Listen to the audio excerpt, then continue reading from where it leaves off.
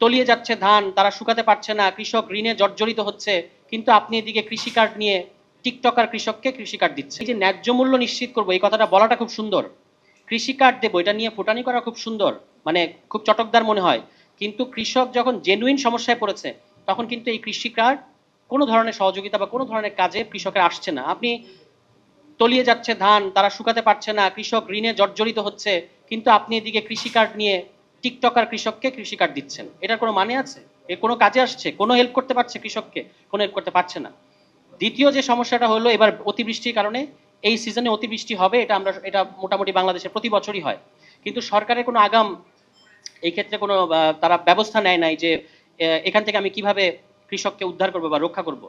এবং এর পরবর্তীতে সরকার যেহেতু ধান কেনে, সরকার আসলে ধান কম কেনে, সরকার চাল কেনে বেশি। কিন্তু চাল কিনলে এটাতে কিন্তু কৃষকের কোনো লাভ হয় না।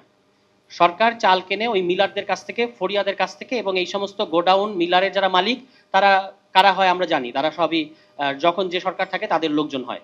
ফলে এই যে ধান ডুবে গেল, এই ধান ডুবে যাওয়ার কারণে এখন কৃষকের তো শ্রমিক নাই, কৃষকের হারভেস্টর নাই, ওই যে একটা মেশিন সেটা নাই, তারপর আবার ধান শুকানোর মেশিন, এগুলো কিছু নাই। এগুলো আছে সব যাদের টাকা পয়সা আছে, তারা তাদের আছে।